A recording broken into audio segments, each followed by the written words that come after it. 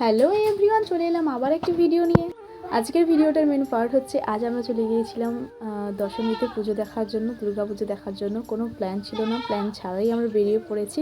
আর আমি তো প্রথমে যেতেই একদমই চাইনি, আর আমার দিদি, জামাইবাবু, আমার বোনেরা এতটাই জোর করছিল যে আমি বাধ্য হলাম যাওয়ার জন্য। আমার সত্যি বলতে এই বছরের পুজো অনেক আমার কোনো মনের ভেতরে আনন্দ নেই যে পুজো দেখবো, তবে বেরিয়েছিলাম, ওরা সবাই জোর করছিল বলে আমি বেরিয়ে পড়েছিলাম পুজো দেখার জন্য। বাড়ি থেকে বেরিয়ে আমরা যখন রাস্তার উপরে আসি, আমরা প্রথমে ভেবেছিলাম হেঁটে হেঁটে আমরা পুজো দেখতে যাব। এই আমাদের কাছাকাছি একটা পুজো হচ্ছে, এই যে পুজোটা তোমরা দেখতেই পাচ্ছ, এই পুজোটা দেখে আমরা বাড়ি ফিরে যাব। কিন্তু আমার দিদি জামাইবাবু বললো যে তুই যেহেতু পুজো দেখতে যাসনি, তো চল তোকে কিছুটা দূরে আপাতত পুজো দেখিয়ে আনি। তো আমরা গিয়েছিলাম, আর আমার দিদির ছেলে কি বলছিল, হ্যালো গাইস, আমরা ঠাকুর দেখতে এসেছি।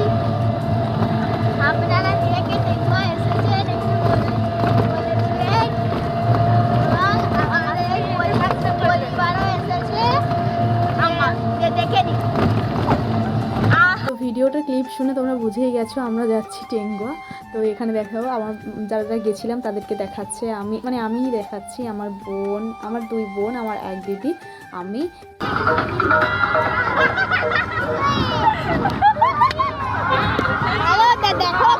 তো বন্ধুরা দেখতেই পেলে আমার ছেলে কতটা আনন্দ পেয়েছে, সত্যিও অনেকটা আনন্দ পেয়েছে। আমি বুঝতে পারিনি যে ও এতটা আনন্দ পাবে লাইট, মাইক, ঠাকুর দেখে। আমার তো খুবই ভালো লেগেছিলো আমার ছেলের আনন্দ দেখে। আর এই দিকে আমার দিদির ছেলে শুধু বারবার বলছিল যে আমার দিকে ক্যামেরা করো, আমার দিকে ক্যামেরা করো, আমি বলবো। ও বলেও ছিল, আর ও খুব সুন্দরভাবে কিন্তু কথা বলতে পারে, খুব গুছিয়ে কথা বলে, খুব ভালোও লাগে। এদিকে নেচেই যাচ্ছে, সবাই আনন্দ পাচ্ছে খুবই, কারণ কেউ ভাবিনি যে আসবো।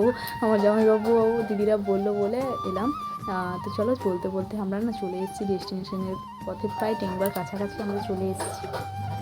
আর আমি যেই এখন ভয়েস দিচ্ছি, ভয়েসে কি বলবো, এত যে আওয়াজ আসছে, পাশাপাশি আওয়াজ, সবাই আমার বাড়িতে এসে খেলছে। তো চলো, যাই হোক, একটু ম্যানেজ করে নিও। আমরা প্যান্ডেলের কাছাকাছি পুরো পৌঁছে গেছি। আর এখানে ঠাকুর দেখো, এখানে ঠাকুর দেখে আমার ছেলে একদম বাড়ি আসতে চাইছিল না, আসতেই চাইছিল না ওখান থেকে।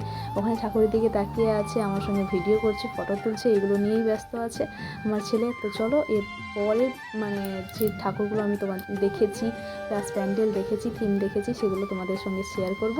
তবে এখনকার মতো টাটা, সবাই সুস্থ থেকো, ভালো থাকো, চলো।